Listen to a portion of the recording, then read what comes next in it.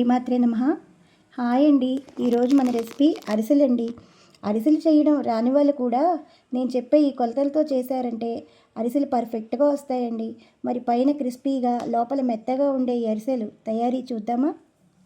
ముందుగా అరిసెలకి 1 కేజీ పావు రేషన్ బియ్యాన్ని తీసుకోవాలండి.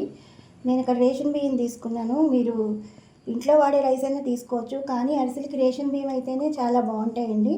ఈ బియ్యాన్ని 24 గంటలు నానబెట్టి కడిగి పెట్టిన బియ్యం అండి ఇవి ఇలా ఈ బియ్యాన్ని ఇలా జల్లెడలో వడగట్టుకోవాలండి. నీళ్ళన్నీ వడిపోవాలి. నీళ్ళన్నీ వడపోసాక ఇలా ఒక క్లాత్ తీసుకొని 10 నిమిషాలు ఇలా ఆరబెట్టుకోవాలండి.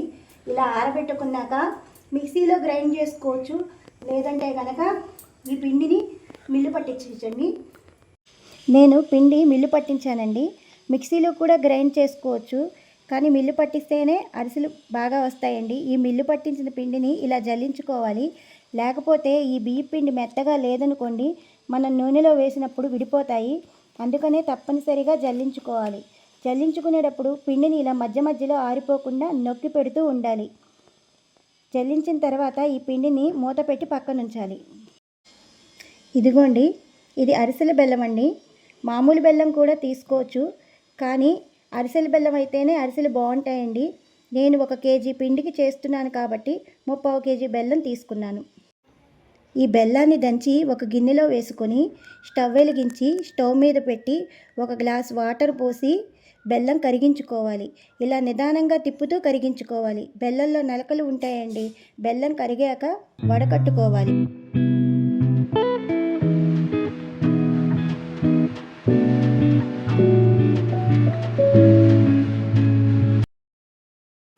తరువాత కరిగించిన ఈ బెల్లం వాటర్ని పొయ్యి మీద పెట్టి మధ్య మధ్యలో కదుపుకుంటూ ఇది లేత ఉండపాకం వచ్చే వరకు ఉడికించుకోవాలి.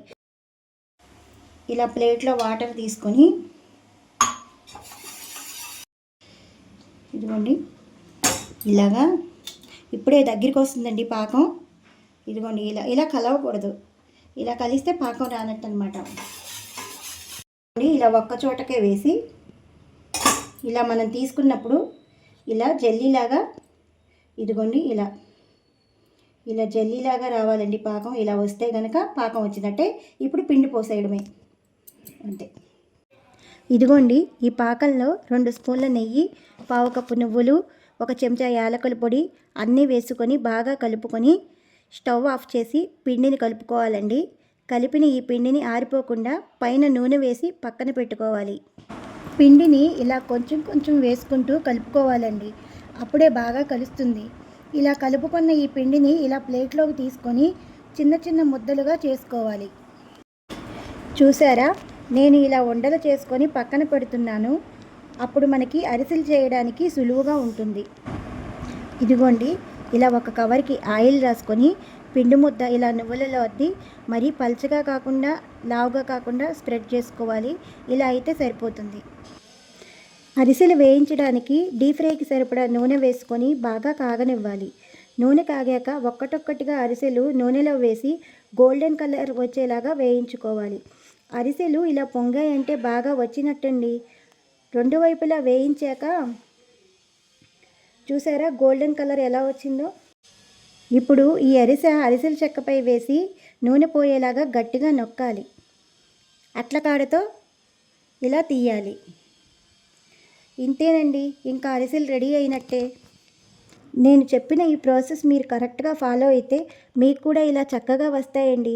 ఈ టిప్స్ ఫాలో అవుతూ మీరు కూడా ఒకసారి ఈ అరిసెలు ట్రై చేయండి. ఎలా వచ్చాయో తప్పకుండా నాకు కామెంట్ చేయండి. ఈ వీడియో కనుక మీకు నచ్చినట్టయితే లైక్ చేయండి. మీ ఫ్రెండ్స్కి, ఫ్యామిలీ మెంబర్స్కి షేర్ చేయండి. సబ్స్క్రైబ్ కూడా చేయండి.